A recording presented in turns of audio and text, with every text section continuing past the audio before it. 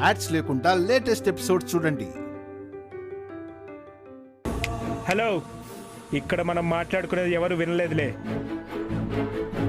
ఆ పని చేస్తే నెక్స్ట్ డే నేను జాబ్లోంచి తీసేస్తాం. నిన్ను ఏ యూనియన్ కాపాడలేదు.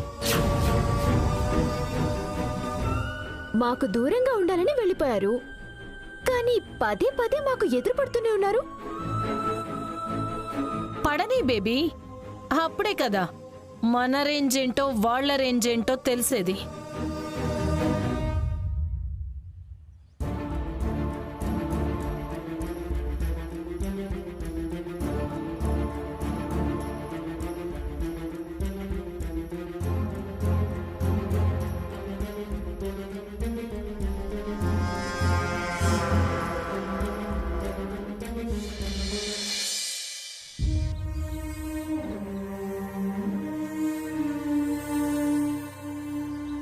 తాళం వేసుందేంటి పావని?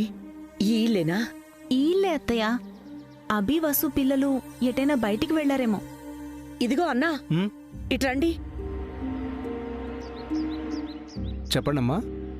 ఈ ఇంట్లో ఉండేవాళ్ళు ఎక్కడికి వెళ్లారో మీకేమైనా తెలుసా? అతను ఫ్యాక్టరీలో పనిచేయడానికి వెళ్ళాడు. ఆమె బొటిక్లో పనిచేయడానికి వెళ్ళింది.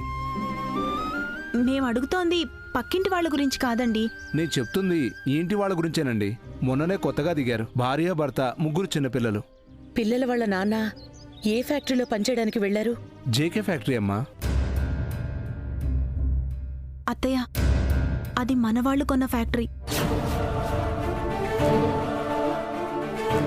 మరి వాళ్ళ అమ్మ ఏ బొటిక్లో పనికి వెళ్ళింది? ధ్రువ్ బొటిక్ అని ఈ పక్క సందులోనే ఉంటుంది. ఇంతకీ మీరెవరు? మేం వాళ్ళకి కావలసిన వాళ్ళమండి.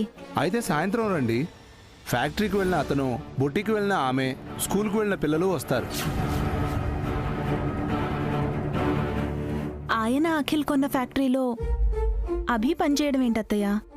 తెలిసి అభి పనిలోకి వెళ్ళాడా, తెలియకుండా వెళ్ళాడా? పాపం వసు, మొన్ననే అబార్షన్ అయింది. రెస్ట్ తీసుకోవాల్సింది పోయి పనికి వెళ్ళింది. డబ్బులకి ఇబ్బంది పడుతున్నారేమో అత్తయ్య. పదండి అత్తయ్య, ఇంటికెళ్దాం. బొటిక్ పక్కనే ఉంది అన్నారు కదా, వసుని చూసి వెళ్దాం. వద్దత్తయ్య, వసు నా పరిస్థితిలో చూస్తే మీరు బాధపడతారు. వాళ్ళకి ఆ పరిస్థితి తెచ్చింది నేనే పావని. వాళ్ళని క్షమాపణ కోరకపోతే నాకు మనశ్శాంతి ఉండదు. అభి కోసం ఎలాగైనా ఫ్యాక్టరీకి వెళ్ళాలి. కనీసం వసునైనా చూసి వెళ్దాం పావని. సరే అత్తయ్య, పదండి వెళ్దాం.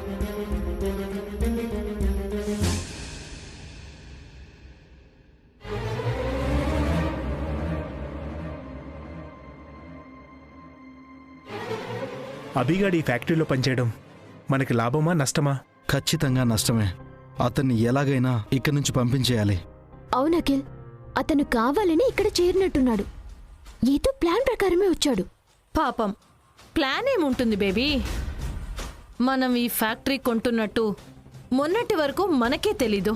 అతనికి ఎలా తెలుస్తుంది? అభి చాలా తెలివైనవాడా ఆంటీ? అంతా తెలివైనోడైతే ఆస్తి మొత్తం మీకెందుకిస్తాడు? తనెందుకు ఫ్యాక్టరీలో వర్కర్గా పనిచేస్తాడు? పెళ్ళాన్ని బొటిక్లో ఎందుకు పని చేయిస్తాడు? ఆవిడ బొటిక్లో పనిచేస్తుందా? మరి ఖర్చులకి డబ్బులు కావాలి కదా అఖిల్. గొప్పలకి పోయి పిల్లల్ని అదే స్కూల్లో చదివిస్తున్నారు. ఫీజులు కట్టాలి కదా. అభిని ఇక్కడి నుంచి పంపించేద్దాం. అప్పటి వరకు ఆ యూనియన్ లీడర్తో నువ్వు ఏ గొడవలు పెట్టుకోదు అఖిల్. వాడు కొంచెం తేడాగా ఉన్నాడు. వాడికి భయపడ్డం ఏంటన్నయ్య? నువ్వు మరీ పిరికివాళ్ళ ఉన్నావే. అందుకని ఇప్పటి వరకు ఎదగలేకపోయారు. పాపం, ఆఖరికి నీకు సలహాలిస్తున్నారు.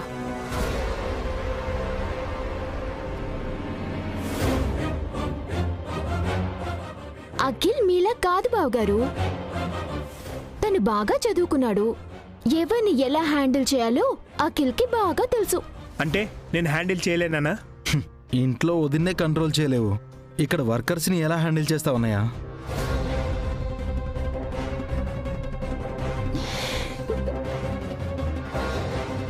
ఇంట గెలిచి రచ్చ గెలవాలి భాస్కర్. సూటు వేసుకుంటే సరిపోదు, దానికి సూట్ అయ్యే పనులు కూడా చెయ్యాలి. మీరు నేర్చుకోవాల్సింది ఇంకా చాలా ఉంది బావగారు. సంస్కృతి ఈవెంట్స్ లో ఉన్నట్టు ఇక్కడ ఉండకండి. అంటే ఏంటి నీ ఉద్దేశం? నువ్వు ఎదగాలన్నయ్య, ఎన్నో తెలుసుకోవాలి. అఖిల్ నీ పక్క నుండి మేనేజ్ చేస్తాడనుకో, కానీ నువ్వు డెవలప్ అవ్వాలి భాస్కర్. చిన్న చిన్న విషయాలకి భయపడకూడదు. యూనియన్స్ గురించి మీకేం తెలుసు? వాళ్ళు చాలా స్ట్రాంగ్గా ఉంటారు. ఏదైనా తేడా జరిగితే ఫ్యాక్టరీనే మూసుకోవాల్సి వస్తుంది. అదే మీ భయం అయితే మీరింట్లో కూర్చోండి బావగారు. ఆ ఫ్యాక్టరీని మేము రన్ చేస్తాం. ఇంట్లో 4 పని వాళ్ళను పెట్టాం కదా, ఫస్ట్ వాళ్లతో మొదలుపెట్టు భాస్కర్. వాళ్లతో పనులు ఎలా చేయించాలో ఆలోచించు. ఆ తర్వాత ఈ ఫ్యాక్టరీ గురించి, వర్కర్స్ గురించి, యూనియన్ గురించి ఆలోచించవచ్చు.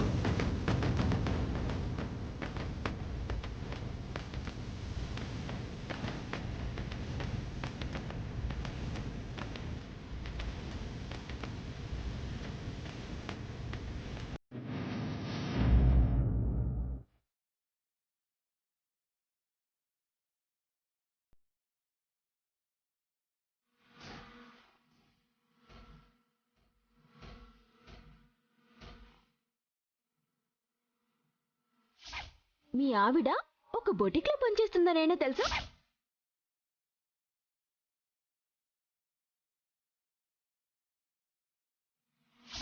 ఈరోజు వాళ్ళు వచ్చారని నేను మానేయాలా?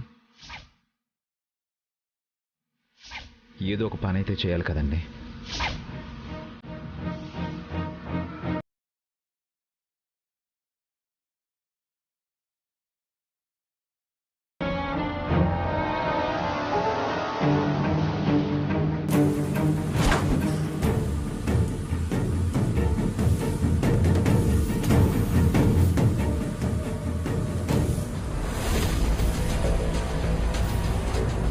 అన్నా,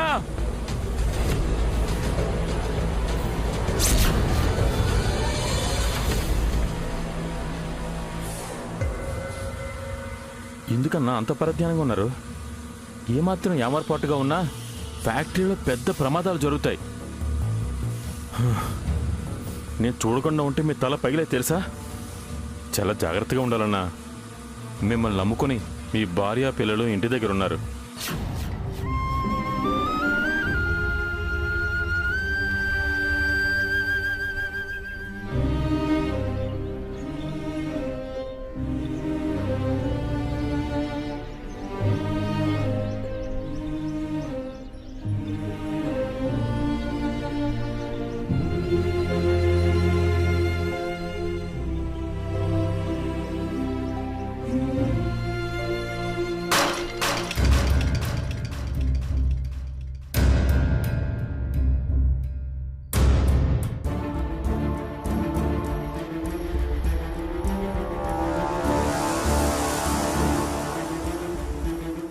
హలో, ఏం చేస్తున్నావు నువ్వు?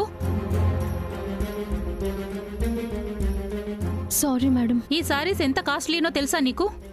థ్రెడ్స్ పడిపోయి కాబట్టి సరిపోయింది. అదే కలర్స్ పడుంటే మొత్తం సారీస్ అన్నీ పాడయ్యేవి కదా. కస్టమర్కి ఏం సమాధానం చెప్పాలి?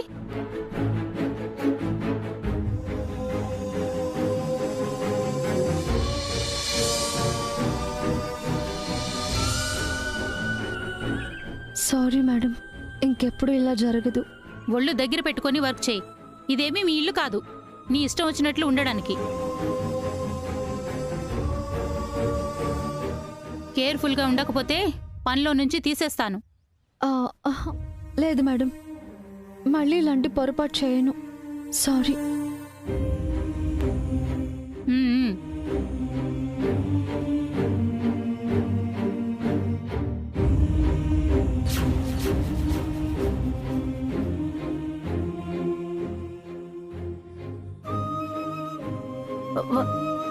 వద్దు పావని, తిరిగి వెళ్ళిపోదా? వసుతో మీరు మాట్లాడరా అత్తయ్య? ఇలాంటి పరిస్థితిలో ఎలా మాట్లాడను పావని? నా ముఖం ఎలా చూపించను? నా వల్ల కాదు పావని, వెళ్ళిపోదాం.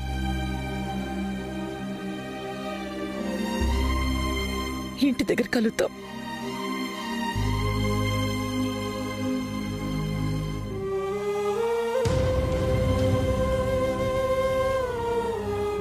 పద.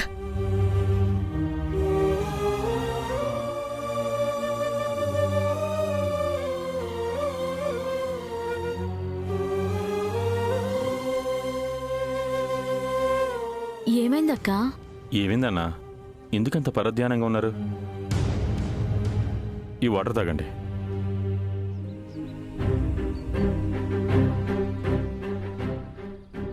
ఆయన గుర్తొచ్చారు పద్మ. బావగారు ఫ్యాక్టరీలో పనికెళ్లారు కదా? ఖచ్చితంగా తను పనికి వెళ్తుంది రవి, అది నాకు అర్థమవుతుంది. మా పద్మ బొటిక్లో పనిచేస్తున్నారన్నా. మీకు ఈ కష్టాలు ఎప్పటికీ ఉండవు. నా కోసం, పిల్లల కోసం ఆయన ఎంతో కష్టపడుతున్నారు. ఎంతో మందికి పనిచ్చిన ఆయన ఇప్పుడు తానే ఒక పనివాడయ్యారు. బాధపడకండి అక్క, రోజులెప్పుడూ ఒకేలా ఉండవు. మీకు మళ్ళీ మంచి రోజులు వస్తాయి. బాధపడకండి అన్నా, ఇది బ్యాడ్ టైం అనుకోండి, ఖచ్చితంగా మీకు గుడ్ టైం వస్తుంది. తన కోసం, పిల్లల కోసం నేను ఎంతైనా కష్టపడతాను రవి. కానీ తను కూడా కష్టపడుతుందంటే నేను తట్టుకోలేకపోతున్నాను. నా వల్లే ఈ కష్టాలన్నీ. నేను ఆయన్ని పెళ్లి చేసుకోకపోయి ఉంటే ఆయన జీవితం మరోలా ఉండేదేమో. తను పెళ్లి చేసుకొని కష్టపెడుతున్నాను. నేను తన లైఫ్లో ఉండకుండా ఉంటే బాగుండేదేమో. ఒక రాజులా ఉండేవారు ఆయన. దర్జాగా, హుందాగా ఉండేవారు. ఆయనంటే ఎంతో మందికి గౌరవం. ఎప్పుడూ నవ్వుతూ నవ్విస్తూ ఉండేది. ఎంత పెద్ద సమస్య వచ్చినా సరే ఈజీగా సాల్వ్ చేసేది. పిల్లలతో పాటు తను ఒక చిన్న పిల్ల అయిపోయేది. అన్నదమ్ముల కోసం ఆలోచించి భార్య పిల్లల్ని కష్టపెడుతున్నాను రవి. నిజంగా ఆయన మహారాజు. ఆయన త్యాగం ఎవ్వరూ చేయలేరు. అంత గొప్ప వ్యక్తి ఒక సామాన్యుడిలా మారిపోయారు. రాజు ఎక్కడున్నా రాజే అక్క, బాధపడకక్క. ఏం చేస్తున్నారు అక్కడ? కబుర్లు తర్వాత ముందు పని చేయండి. వదిన గారు, మీరు మళ్ళీ చిరునవ్వులు చిందిస్తారన్నా. ఫీల్ అవ్వకండి, సరేనా?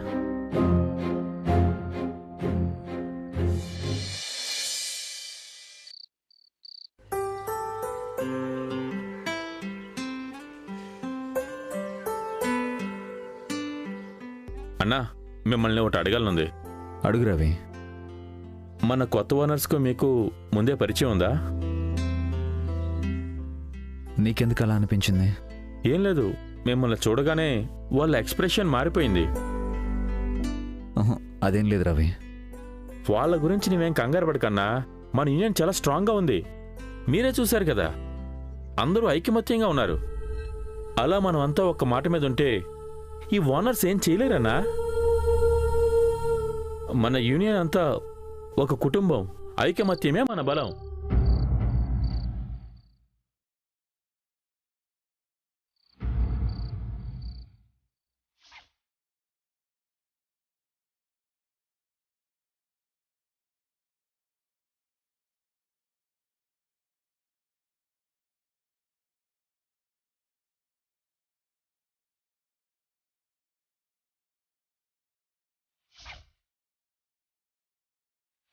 మేమిద్దరం మాత్రమే నీ కొడుకులం.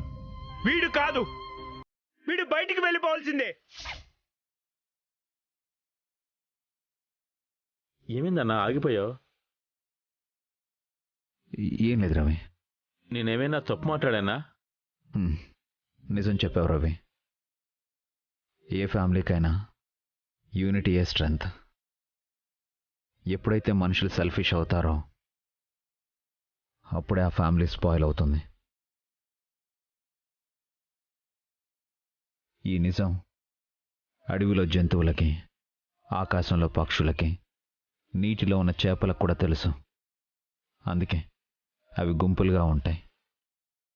కానీ మనుషులకే తెలియదు గుంపు నుంచి చెదిరిపోతే చెడిపోతామని. ఒక్కోసారి మీ మాటలు అర్థమైనట్టే ఉంటాయి, కానీ అర్థం కావన్నా.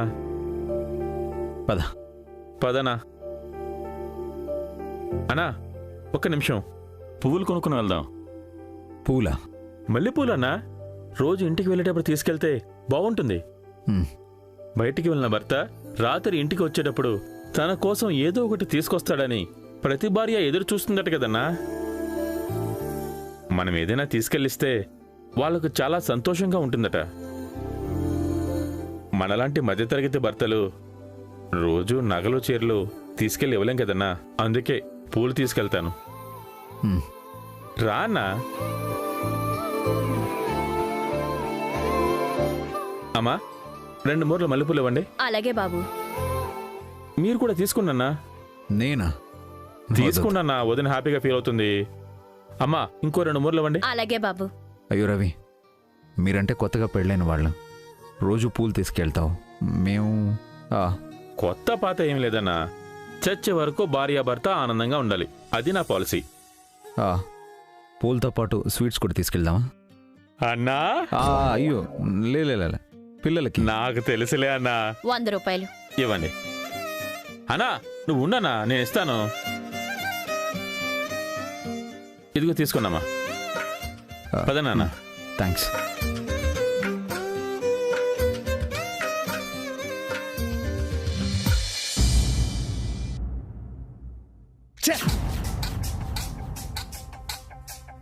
ఏంటి సూట్ విసిరేశారు? సూట్ లోపల జలగలేమైనా ఉన్నాయా? అది వేసుకోవాలంటేనే చాలా ఇరిటేషన్గా ఉంది. సూట్ కాని పనులు చేస్తే అలాగే ఉంటుంది. ఏంటే వాగుతున్నావు? నా మాటలు మీకు వాగుళ్లా అనిపిస్తే నేనేం చెప్పలేను. అంటే నీ మాటలు నేను వేదవాక్కులా తీసుకోవాలా? నేను అక్కర్లేదు. ఇంతకీ మీ ఇరిటేషన్కి కారణం ఏంటో? వాడు ఆ అఖిల్ గాడు. ఏం చేశాడు? ఏం చేశాడా? ఆస్తి మనకొచ్చాక వాడు మారిపోయాడు.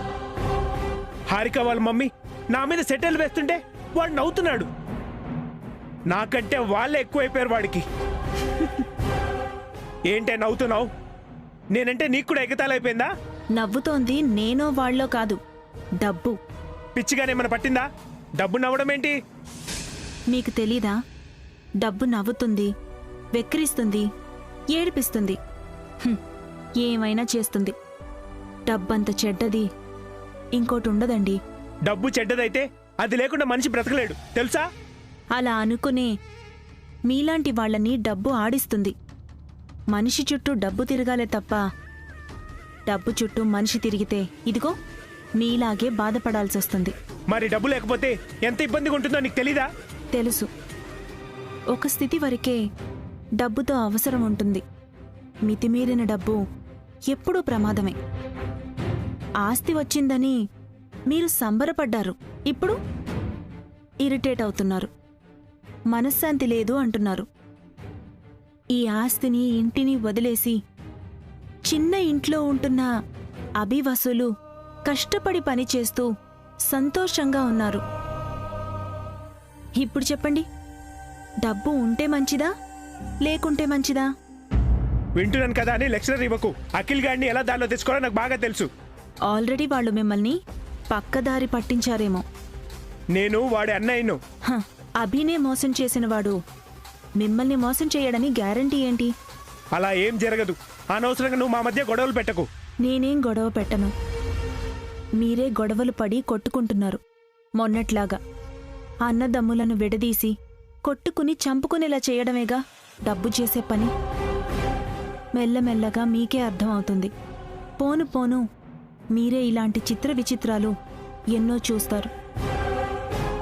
మనుషులతో డబ్బు ఎలా ఆడుకుంటుందో మీరే చూస్తారు.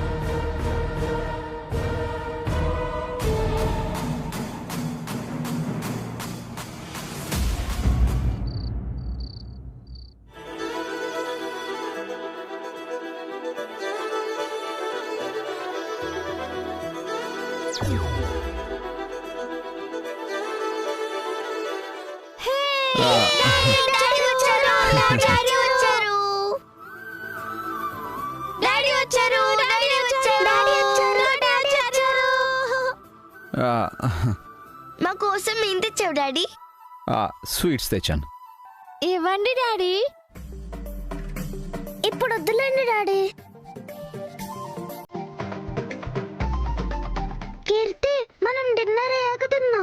సరే అన్నయ్య. తీసుకోండి వాసు గారు.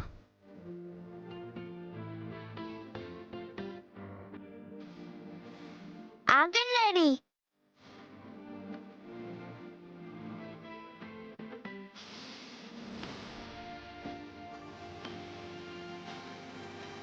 ఏం డాడీ ఆ హ్యాండ్ వెనక్కి పట్టుకున్నారు? ఏం లేదమ్మా, ఏం లేదు.